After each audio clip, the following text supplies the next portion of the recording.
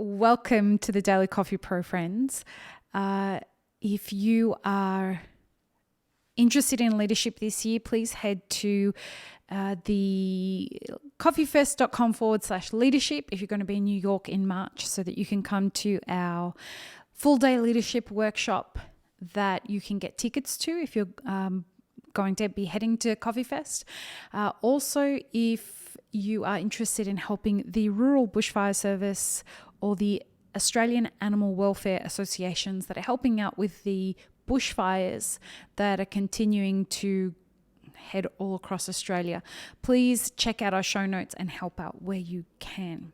Today on the Daily Coffee Pro, we are talking about generational differences in the coffee industry. And man, was this interesting. This was perfectly timed. I have had to do a bunch of research for some clients that I'm working with that are looking at implementing a new hiring strategy, as most of their new employees are Gen Z. And so in doing that hiring strategy, we put together the best kinds of ways that they can attract the right kinds of employees that they need for their workplace. So today we're going to be talking about the generation differences between boomers, Gen Xers, Gen Y, and Gen Z. And then we'll be talking about how those generations communicate with each other and what works best and what doesn't work. So here goes. Let's first describe what the factual differences are between the different generations.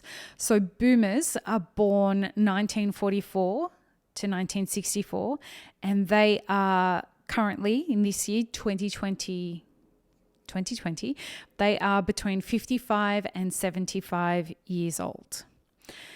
Gen X was born 65 to 79, and they are currently 41 to 55 years old. Gen Y, or Millennials, are born in between 85 and 94, and they are currently 26 to 40 years old. And Gen Z are born between 95 and 2019, and they are currently anywhere from 0 to 25 years old. As you can see, the way that when you have the cross spectrum of these four generations, Gen Z are starting to enter the workforce, and most of cafes will be filled with Gen Z employees rather than the next generation, which is Millennials. And Millennials will be more at the entering the middle of their career. Their age group is between 26 and 40, and they will be occupying more management roles in cafes and warehouse manager roles and roasting manager roles and things like that. And then you have Gen X, which is 41 to 65. They are more your business owners. Then you have the oldest of the four generations, the boomers, 55 to 75, and they are heading into retirement. The younger ones of them are still owning businesses or growing bigger businesses that they had been working on from their early 40s. There are some marked differences that are interesting. So each of the four generations has something that defined them as a generation. So for boomers, we'll start at the older end. For boomers, it was World War II that shaped their generation and the way that they think as a generation. For Gen Xers, it was the Cold War and the introduction of computing as a mainstream way of life. For Gen Y, it was the internet and the recession that shaped them. And then for Gen Z, it was the fact that they had internet from birth and that it has been, they don't know anything else. An interesting thing The other day, my phone had gone dead. Just as an example of giving you some perspective on me as a Gen Xer versus someone that's a Gen Z who they have only experienced technology. They don't know what it is to have a life without access to all of this information and data, a more analog kind of life. Whereas the very first decade of my life, we didn't have any of it. We didn't have mobile phones. We didn't have any of it. I'm turning 45 this year. The other day, my phone had gone dead and I was getting dressed for work, and I wanted to see how cold it was out. This is a time of year where it's winter, but I'm in San Diego, so it could be 75 degrees or like in the high 20s in Celsius, or it could be in the 40s, in the like single digits in Celsius. So I went to check the weather, and my phone was dead, and my computer was in the other room. And I thought, how do you check? How did we used to check the weather when we didn't have apps? And for my generation, you either turned on the TV or the radio and waited until it was on the hour so that they told you what was coming up with the weather. Or you'd turn on the TV at any time of the morning and they had the temperature going across right at the bottom of the screen. And that was how we got that kind of information. Gen Z don't know anything else. They only know the technology that they have. This leads us into a discussion about generational differences and what they have to lean back on. Now, the events that shaped each of the generations are going to be informative of the way that generation behaves in the workplace and in their personal life. So Gen Xers that were coming up through the coffee industry, another example, we didn't come up with a lot of the technology that's being used now. A lot of what we did, we called ourselves, ridiculously, we called ourselves more intuitive baristas. We didn't weigh anything, we didn't measure anything, we went by our senses. When Gen Z and millennials are coming through, they haven't got that perspective to fall back on if things break, if things don't work. And so you end up with this situation where when millennials or Gen Y are terms that are like the me generation, a lot of the time why something like that happens is because they present as quite helpless when things break, when things aren't there. And I would suggest that that's not fair to put on millennials because they don't have, and Gen Z, they don't have the perspective that Gen X and boomers have with regards to the way things used to be done. The way to say this, and I'm going to sound like an arrogant asshole, but we have more accessibility as Gen Xers and boomers. We have more accessibility to get things done because we have the perspective. We have the privilege of a perspective of a time when technology didn't aid us. So if I happen to be at an espresso machine and everything falls over, I still have the memory of the way that I used to do things that I can fall back on to get me through until everything gets going again. Gen Z and Gen Y don't have that.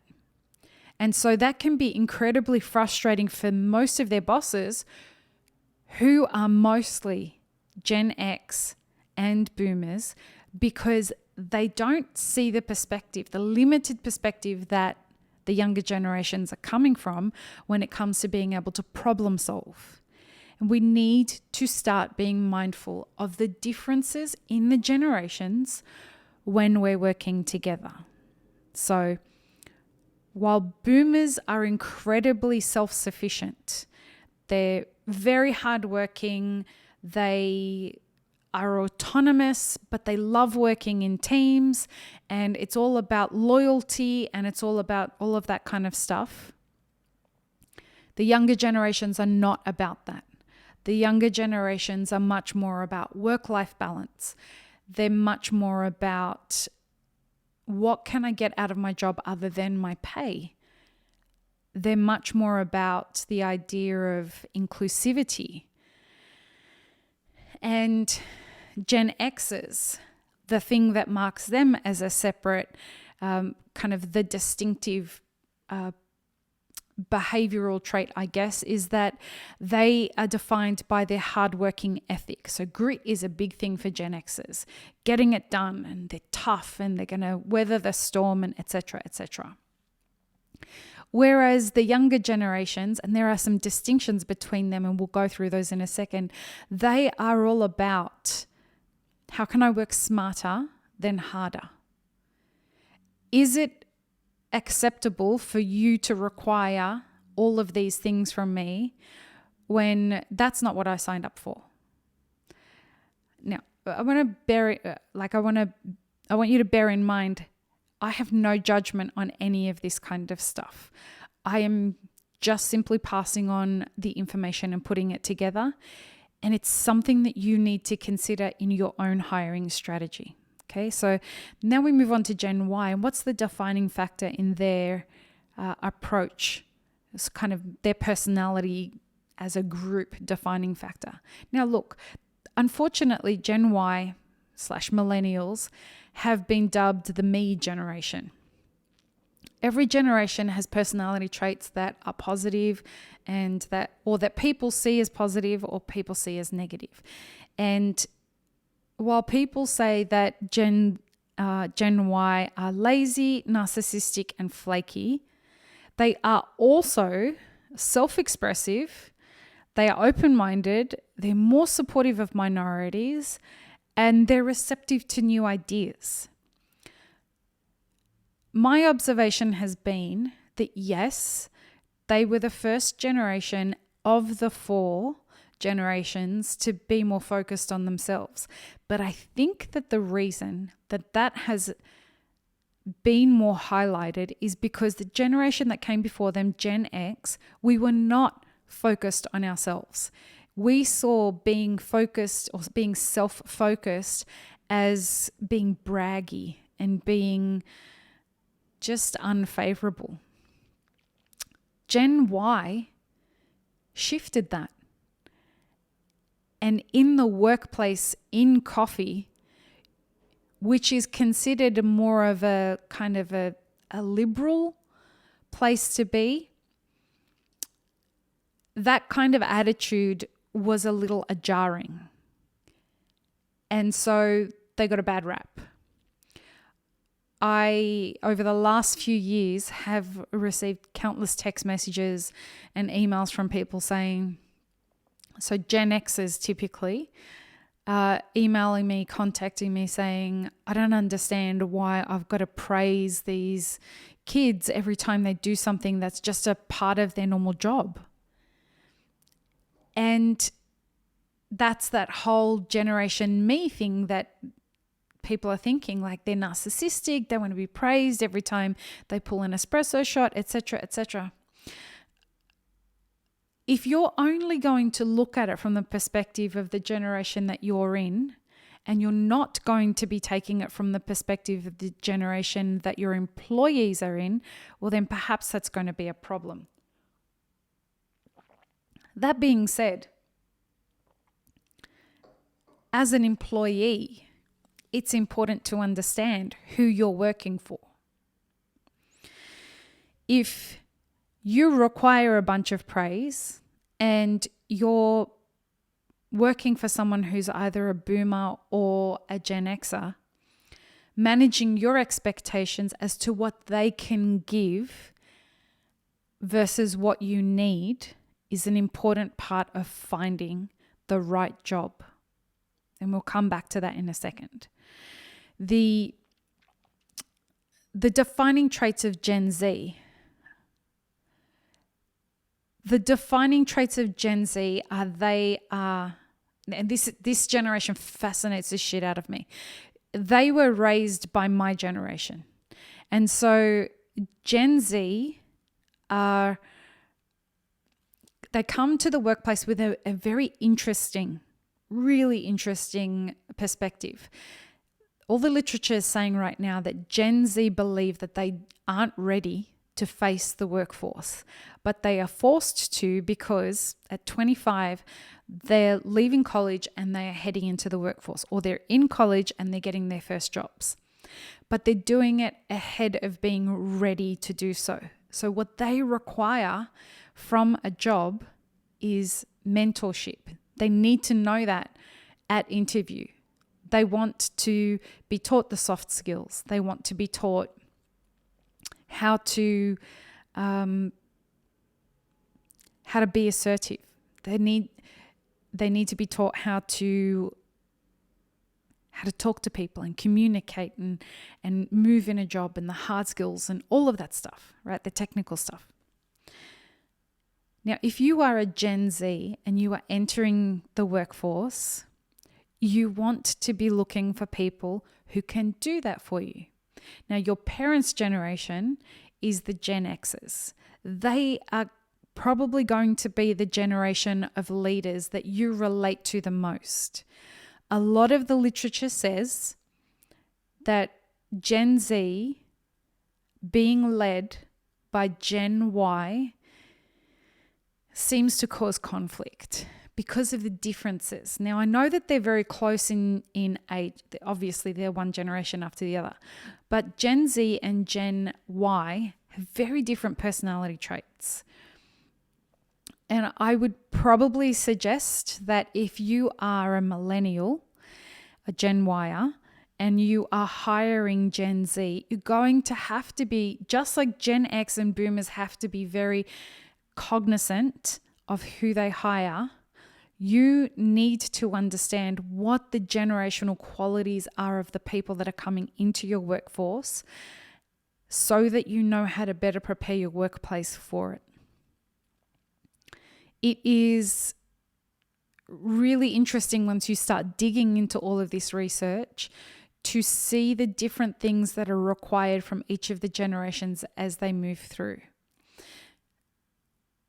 The debt, this was another interesting thing. The burden of debt on all the 4 different generations is an important way to understand what those generations need. So the highest financial burden right now is on Gen Xers. And the reason is that they are still paying off their own personal debt, usually student loans. But then what comes from that is that they have children that they're raising, plus home mortgages, because that's not something that millennials have really been able to buy into. So that Gen X have mortgages, but they're also taking care of their elderly parents. Another interesting thing is that boomers are taking on the debt of their grandchildren, and so they have the highest accelerated rate of student loans across the population. You'd think it was the Gen Zers, but it's not. It's actually the boomers that have the highest increased rate of student loans out of all of the 4 generations. All right, so why does any of this matter? A lot of this matters because understanding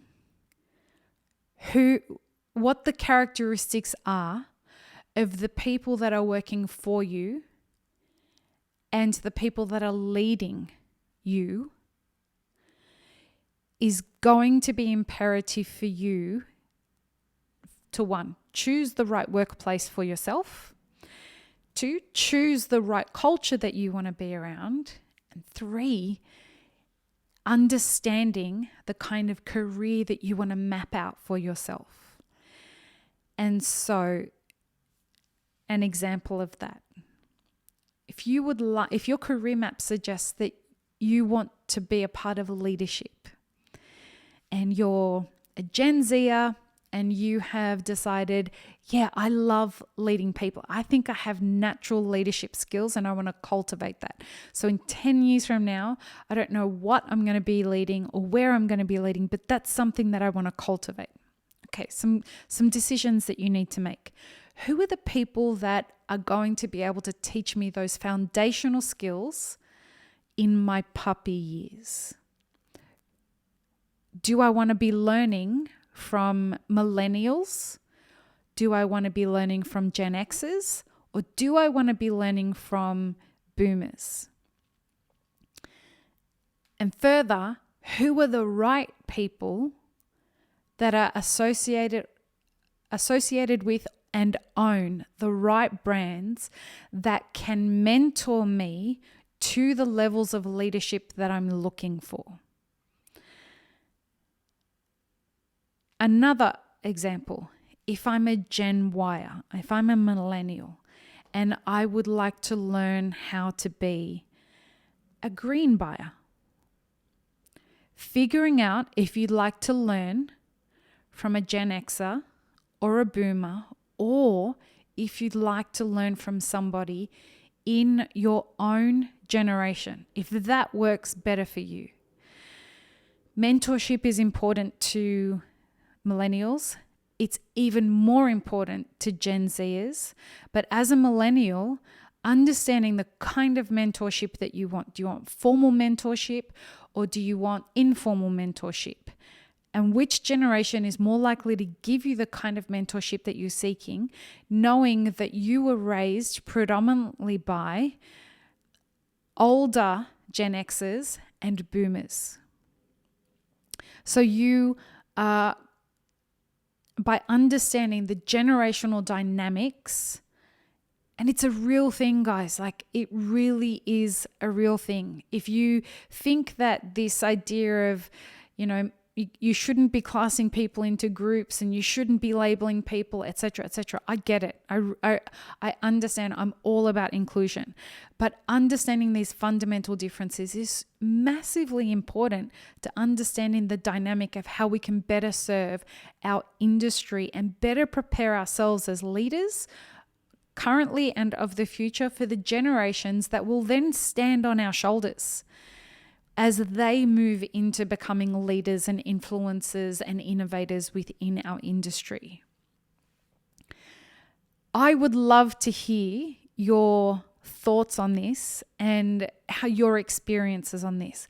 So put them in the comments below. If you are an employer and you need some help with this stuff, feel free to contact us through our website, mapperforward.org/consulting, and I can happily put you in contact with people who have got some help with this stuff from us and how they're experiencing some differences. And we'll happily help you out. We have coaches that we can put you in contact with. I'm not the only coach, but I can put you in contact with coaches that we advocate for that can help you with specific things that you're trying to fix in your workspace, your workplace. I hope this has been really helpful. This has been a really fun kind of subject for me to deep dive on, because I think this is a part of the future of what we're going to have to address as an industry as we move forward. If you are a Gen Zer and you are looking for a job that that will challenge you in all different ways when it comes to thinking, get in contact with us. I have perhaps access to a couple of opportunities that may be helpful to you. So, peace, love, and peanut butter, friends. Have an amazing rest of your day.